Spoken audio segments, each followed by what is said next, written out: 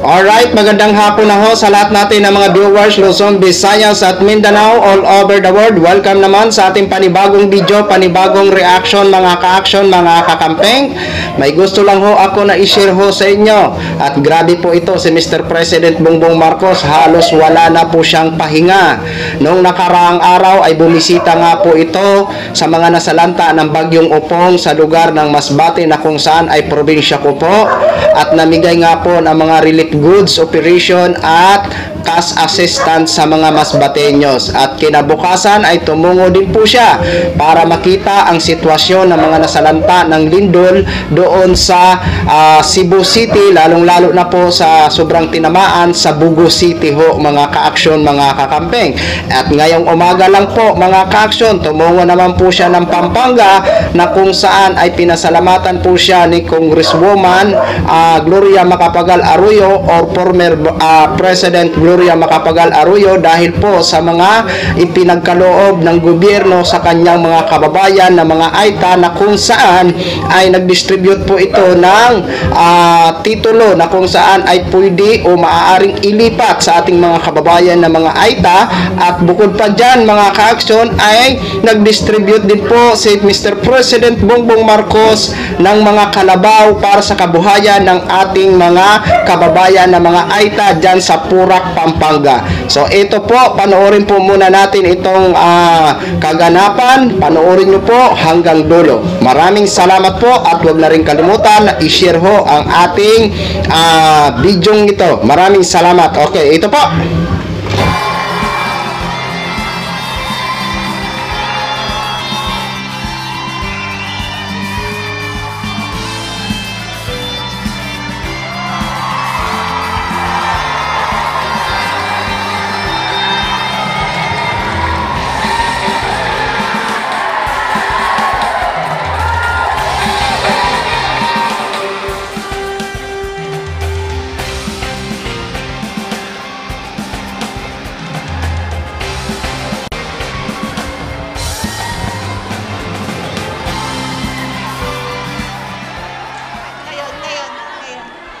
Ngayon, para sa kanyang welcome remarks, inaanyayahan natin sa harapan si Pampanga 2nd District Representative Gloria Macapagal Arroyo.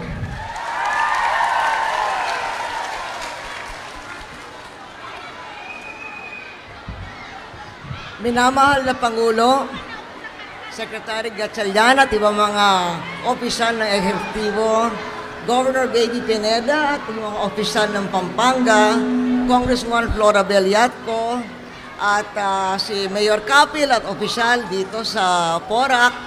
Magandang umaga sa inyong lahat, kayong lahat. At Mr. President, nakita nyo yung pagbati sa inyo ng ating mga kapatid na katutubo. Hindi na siguro kailangan magsabi pang welcome to you.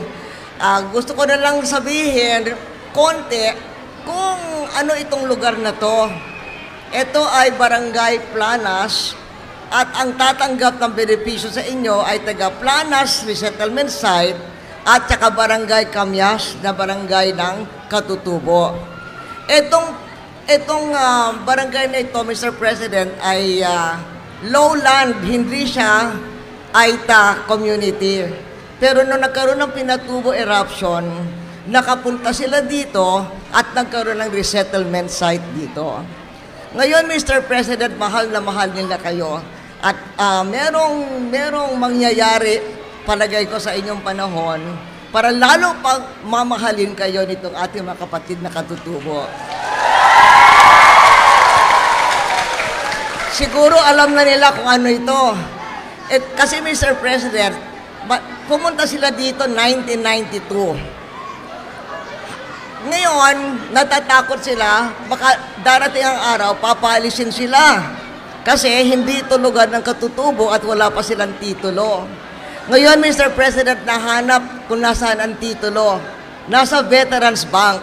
At handa ang Veterans Bank na ilipat ang pangalan ng titulo sa ating mga katutubo. Kaya, in advance, Mr. President, not only am I welcoming you in the name of everybody here, but also thanking you in advance for what they will be receiving from your benevolent administration. Maraming salamat po, Mr. President. Maraming salamat po, Congresswoman Arroyo. Atin naman pong inaaniyahan si Pampanga Governor Lilian Nanay Pineda upang ipakilala ang ating panauhing pandangal.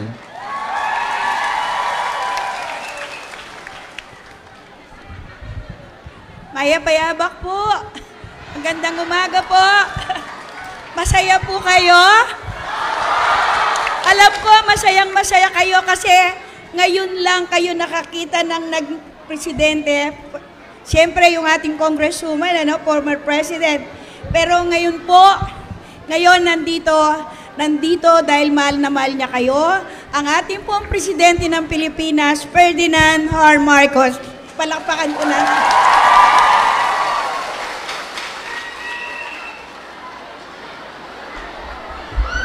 Maraming salamat sa ating gobernador. At maraming salamat sa ating dating Pangulo, former President GMA. At nandito po kasama po natin ang kalihim, ang namumuno ng DSWD, yung po yung Department of Social Welfare and Development. Sila po ang departamento na ang kanilang trabaho ay tumulong sa mga nanganganib na mga kababayan natin. Pagka nakikita po niyo siya, ito si Secretary Rex Gatchalian, lagi niyo pong nakikita kapag yung kagaya na nangyari nung nakarang ilang araw na nagkabagyo na malaki o nagkali sa Cebu, galing kami sa Cebu kahapon dahil may lindol naman. Kaya naman, ang DSWD ay patuloy na nag-iisip kung paano makatulong para sa ating mga kababayan, lalong-lalo na ang mga iba't ibang grupo, kagaya po ninyo, na nangangailangan ng kaunting tulong. At ito po kaya naman ang handa naman ng pamahalaan na magawa lahat upang mapaginhawa ang inyong buhay. Hindi po maliit na bagay yung kaka-announce lang ni Congresswoman GMA na yung titulo ng lupa ay mabibigay na para hindi na po kayo nag-aalala. Alam niyo po, nung pinag-aaralan namin, itong sitwasyon po ninyo ay talaga ang kailangan natin tulungan ang inyong hanap buhay sa pagsasaka. At siyempre, yan ang nagbibigay buhay. Kasi dahil napakahalaga nito, dahil pagka kayo'y nagsasaka, hindi po kayo nagpapakain lamang ng sarili ninyo at saka ng pamilya ninyo. Yung sinasaka ninyo, yung tinatanim ninyo, yung inaani ninyo, ay kasama po yan sa pagpakain ng lahat ng mga Pilipino. Kaya't napakahalaga ng inyong sektor ng agrikultura at kailangan, lalo-lalo na dahil dito medyo bago-bago pa at yung komunidad, ay bibigyan po natin lahat ng tulong upang makaahon, upang naman makapagkaroon ng mga simple lang na hanap buhay at makatulong pati sa progreso sa ating minamahal na Pilipinas. Kaya ngayong umaga po, dito po sa programa na sinimula na nasa DSWD po, makakatanggap ang 127 benepisyaryo ng kagamitan ng pangsaka at saka mga kalabaw. Nakita ko na yung kalabaw nandun sa...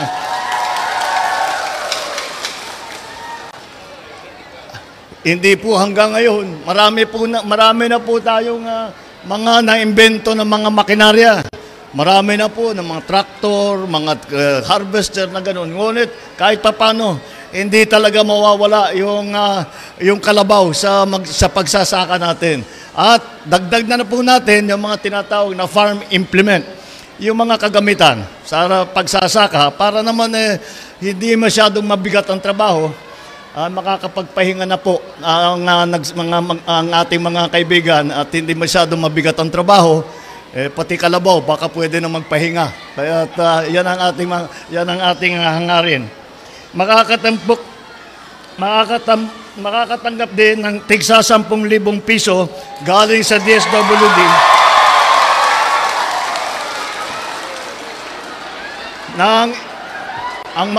ang makakatanggap ay halos 1,200 benepisyaryo mula nga sa i-announce po ng ating butihing congresswoman galing po sa Barangay Planas at sa Kamyas. Ito po mula sa DSWD. Ngunit hindi lang po ito po ay bahagi lamang ng aming mahabaang programa. Hindi po ito lamang patuloy po kung ano yung pangangailangan po na makakapagpaganda, magbadala ng kaunting ginhawa sa buhay ninyo, magpapaganda sa buhay ninyo, at hindi nyo na inaalala kung paano nyo pinapakain ang inyong pamilya, paano kayo maghahanap buhay, paano kayo magkakaroon ng kaunting kita. Pagka yan po ang aming pangarap na mayabot ninyo, yung ganong klaseng ginhawa sa inyong buhay. At nandito po ang pamahalaan. Asahan po ninyo na lagi po kaming nandito na tumutulong sa inyo. Nandito po ang inyong pamahalaan. Kami po ay laging naghahanap ng paraan na kung paano pang tumulong.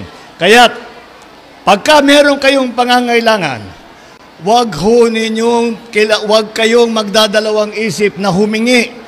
At hindi ito po ang aming ginagawa. Sinasabi ko nga, pagka yung mga meron kaming nabibigyan ng kaunting benepisyo, ay nagte-thank you.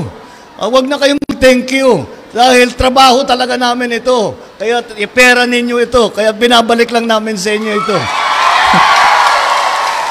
Kaya yan po ang pag-iisip ng inyong pamahalaan at nandito po para tumulong, para pagandahin ang buhay ninyo, para makatulong pagandahin ang buhay ng bawat Pilipino, para pagandahin ang ating minamahal na Pilipinas. Maraming salamat. Magandang umaga po sa inyo lahat. Maraming salamat po, mahal na Pangulo. Sa pagkakataong ito, inaanyayahan po natin ang ating mahal na Pangulo para sa isang group picture kasama ang ating mga beneficiaries. Mangyari lamang po na tayo ay lumapit at pumagitna para sa ating group photo kasama ang mahal na Pangulo.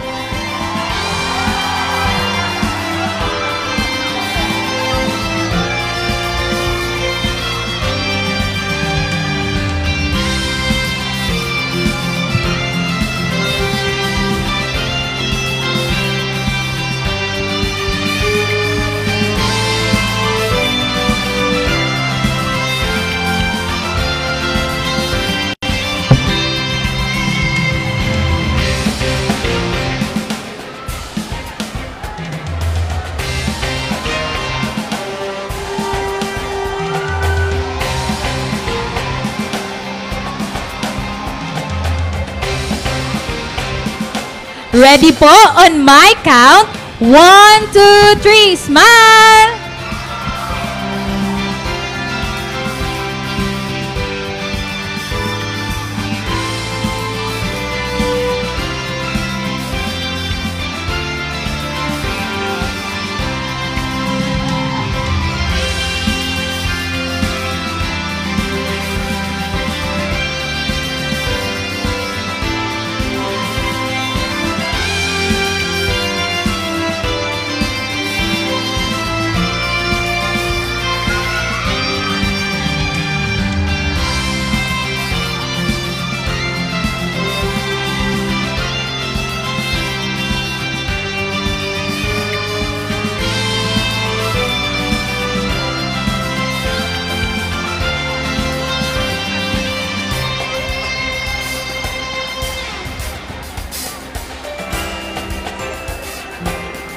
Muli, maraming salamat po, mahal na Pangulo.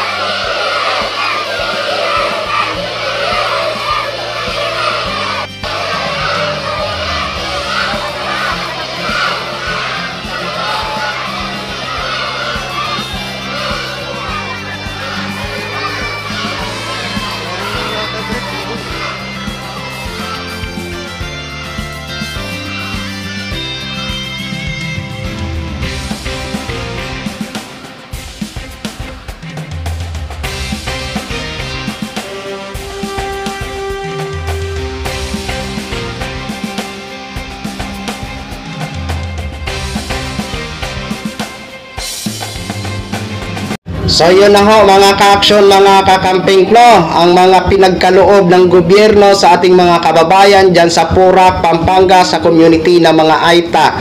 Congratulations po sa inyo. Ako po ay masaya na isa kayo sa mga nabigyan ng pansin ng pamahalaan, lalong-lalo na po ng ating Pangulo na si Mr. President Bongbong Marcos. Congratulations po sa inyo at sana ingatan po nyo ang mga ipinagkaloob sa inyo, lalong-lalo na po yung mga magiging katuwang nyo sa hanap buhay nyo, yung kalabaw na yan, no? Sana maparami nyo po yan at maalagaan nyo ng maayos.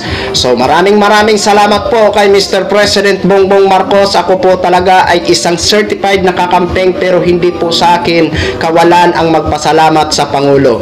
Kasi isa din po ito sa mga pangarap ko na sana itong mga taong totoong Pilipino, na itong mga Aita, no, ay mabigyan ho talaga ng pansin, dahil sila po talaga ay kailangan ho talaga ng tulong mula sa gobyerno. Kaya ako po nagpapasalamat na from the bottom in my heart kay Mr. President Bongbong Marcos. Sana hindi lang po ito sa lalawigan ng Pampanga, maging sa Mindoro, dahil may mga kababayan po tayo kahit saan po sulok ng Pilipinas, hindi man sa Aita, lalo na po sa mga urban poor. Sana mapansin po ni Mr. President. Maraming salamat po sa ating mga viewers Luzon, Visayas at Mindanao all over the world. Ako po ang inyong lingkod, si The Action Man. Have a good day, everyone.